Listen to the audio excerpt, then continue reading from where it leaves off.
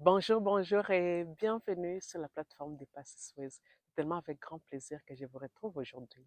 Et aujourd'hui, j'aimerais partager avec vous, eh bien, trois façons comment vous auto-saboter en tant qu'entrepreneur spirituel lors de vos prises de décisions.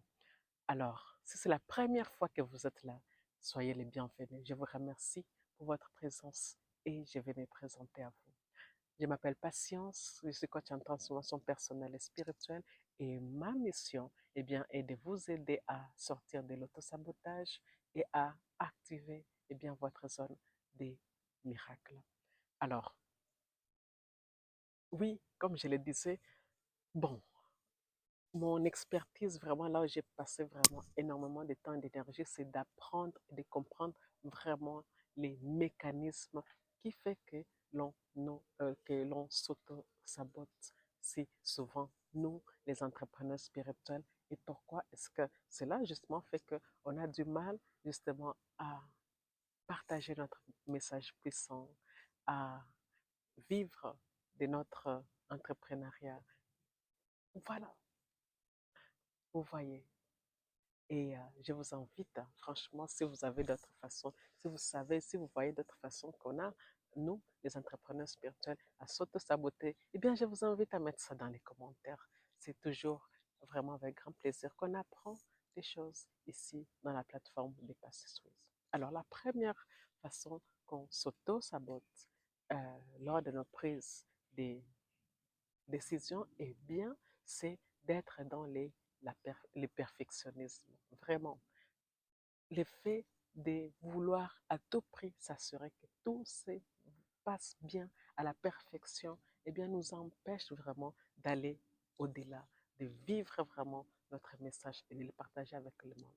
Alors, si vous me suivez depuis un moment, vous allez voir peut-être il y a quelque chose qui m'arrive beaucoup trop souvent, eh bien, c'est que à force de travailler à l'extérieur, avec le soleil qui se lève, enfin, à force de travailler, en tout cas, à un moment donné, voilà, mon maquillage coule ou bien se désintègre pratiquement. Et avant, dès que, et comme je suis dans le partage, non, je n'arrive même plus à voir ça, je me concentre sur mon message. Oui. Et avant, quand je voyais que dans mes vidéos, je vois, ah, je ne suis plus parfaite, mon maquillage n'est plus parfait, eh bien, j'ai supprimé toutes ces vidéos. Je pouvais supprimer 3 heures de travail.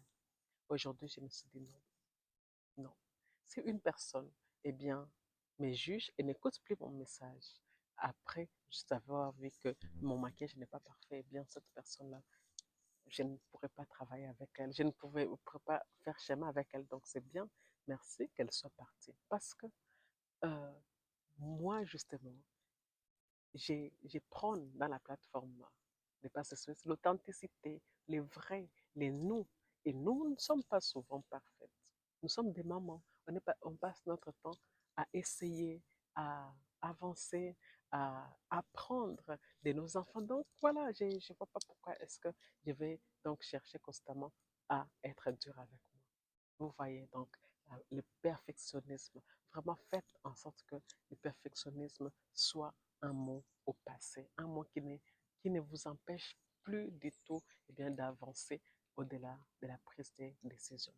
La deuxième façon que je sais et qui est absolument importante, c'est, euh, je ne sais plus comment on appelle ça, mais c'est le fait que quand on a une sorte de vérité, on fait tout on fait tout pour vraiment suivre seulement cette vérité-là. Donc, on fait tout pour chercher toutes les autres vérités, toutes les autres pensées, toutes les autres opinions pour, eh bien, continuer à être en accord avec seulement notre vérité. On n'accepte plus du tout avoir les contraires, avoir des autres opinions, avoir des autres perceptions. Je vois ça souvent quand je suis sur les réseaux sociaux et qu'il y a une personne qui s'élève pour casser du coach. Ça arrive souvent. Je vois, et je vois beaucoup de personnes dans les, dans les commentaires qui vont dire que oui, c'est vrai machin, oui, c'est vrai machin. Et faire l'erreur, celle qui va faire l'erreur de, de dire un autre avis, elle va vraiment être descendue. Je me dis toujours, mais c'est tellement dommage, eh bien, de ne plus accepter notre perception parce qu'on pense que ce que j'ai là, ou bien, eh bien, c'est ma vérité et donc c'est la vérité. D'accord? Voilà la deuxième façon que j'essaie vraiment qui nous auto-sabote lors de nos prises de décisions.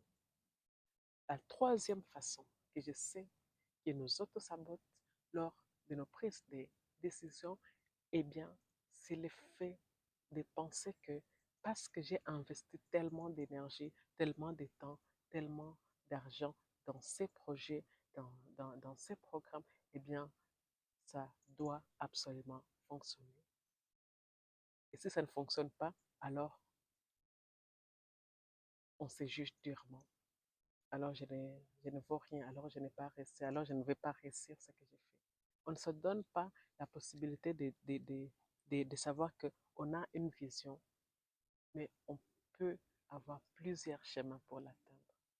On a une vision, mais il y a plusieurs stratégies, il y a plusieurs chemins. Et tout nous apprend quelque chose. Que ce soit ce qu'on a réussi, que ce soit ce qu'on n'a pas réussi, tout nous apprend quelque chose. Et donc, quand on ne fait pas ça, eh bien, comment on va apprendre? Je ne sais pas. Vous voyez, je ne sais pas comment on va apprendre. Voilà pourquoi je vous invite vraiment à considérer que, eh bien, le chemin de l'entrepreneuriat est merveilleux parce qu'on est constamment en train d'apprendre. Et il y a certaines leçons qui sont très chères. Il y a certaines leçons qui sont très chères. On a tellement investi. Voilà pourquoi ça nous coûte si cher. Mais on n'a pas réussi les résultats. Et donc, on comprend des choses en ne réussissant pas exactement ce qu'on voulait. Voilà, voilà, voilà, voilà. Bien sûr, il y a tellement d'autres façons. Et voilà pourquoi je vous invite à les mettre dans les commentaires. Il y a tellement de choses qui nous auto-sabotent, qui nous, qui nous, qui nous mènent vers l'autosabotage lorsque nous voulons prendre des grandes décisions. Et je vous invite à les mettre dans les commentaires.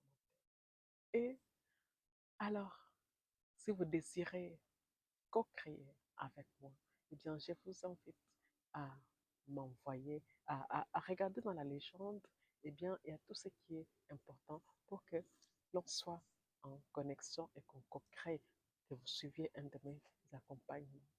D'accord? Voilà, voilà. Alors, ici et maintenant, nous sommes complètes. Ici et maintenant, eh bien, nous sommes